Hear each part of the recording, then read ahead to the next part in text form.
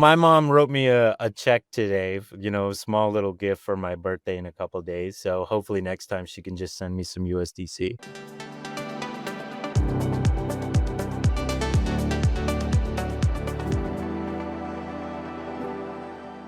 Hey, I'm Ash. I'm head of ecosystem at the Aptos Foundation.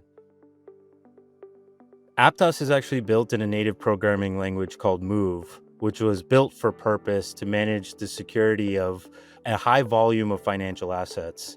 Out of the box, it is already more performant than a lot of the legacy L1s that boast performance as its key virtue. So I would say the main thing that differentiates Aptos philosophically is it is built for billion user applications out of the box. What makes Aptos uniquely situated to support real-world apps and use cases coming on chain is the fact that it's built with speed and security in mind. If you think a lot about the apps or the founders and teams behind the apps and their needs from an infrastructure partner, Aptos really provides them something that is insanely reliable and can compete at the same user experience as Web2 in many formats. There are certain categories of applications and use cases where we're seeing the most real-world adoption.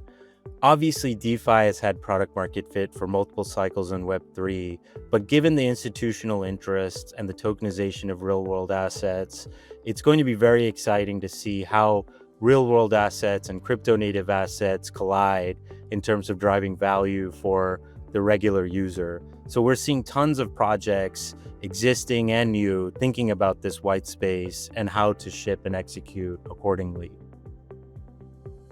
One project within the DeFi ecosystem is Echo Protocol, which is really redefining BTC-Fi on Aptos. I think we've seen in the market the Bitcoin kind of diverge from other markets in terms of being a valuable asset. And we think the utilization of Bitcoin and Bitcoin holders in the DeFi space is a complete open space. And a product like that being built on Aptos opens up a ton of opportunity. Pact is an example of where we want to see decentralized markets go in terms of opening up access. They're offering a fully on-chain lending and securitization infrastructure to help expand credit markets in emerging markets, which currently or historically have not had access to. They've brought in over $1 billion on-chain assets since they've originated. Payments or fully on-chain payments haven't found product market fit, but there's tons of utilization across use cases that could happen depending on which vertical you're looking to enter, from peer-to-peer payments to micropayments to enable streaming to cross-border payments. We see a large tranche of founders looking to build in this space. And we actually, double clicking into that, we see a lot of founders who've maybe worked at traditional fintech companies looking at this moment to start their own company and building these businesses from the ground up fully on chain, which is very exciting. How does Web3 drive better retention for scaling consumer businesses that are largely monetized through things like advertising? We understand NFTs in the old world as being these artistic assets or profile pictures that have some community level value.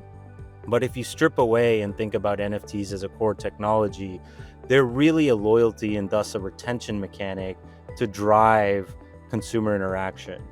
And if you think about scaling consumer businesses, when they monetize through advertising, every percentage point of retention improvement they get has meaningful impact on their business outcomes. And so we're seeing this new class of founders come and say, hey, I've built scaling consumer businesses that have monetized in this way with users before, and I think Web3 can actually amplify how we do that through its core technology. And Aptos obviously is the clear choice for them because there are only very few blockchains that are built from a first principles perspective to actually serve their needs. So Aptos is built for stablecoins. If you look at the performance of a stablecoin on Aptos versus any other network, you pretty quickly realize it's the most efficient dollar on the web. So when you think of any enterprise or institution or retail user thinking about the transfer of value through stablecoins, it's pretty evident on which network or distributed system it makes the most sense on. So Aptos is built for purpose for stablecoin usage, which is going to be a high frequency transfer of value from person to person, business to person, business to business, and all of the things in between. And so we feel we're really well situated to greet this future and drive stablecoin usage further. Right now is an extremely critical time for Web3 because I think for as long as crypto has been around, it has touched more on philosophy than technology until now. And with institutional interest, stablecoin regulation becoming clearer, enterprises leaning in, we actually see an opportunity for Web3 founders to have distribution that they've never had before prior to this. So what's so exciting about this phase is the value of utility over speculation, solving real world problems, helping society solve existential problems that only crypto can actually solve, and also interfacing with more emergent technologies like AI and seeing the groundswell of new products and use cases spin up from that. I think Aptos is uniquely positioned to greet that future because of the core DNA in terms of the team and also how the blockchain was produced to service that sort of mainstream adoption and usage. So it's an amazing time in Web3.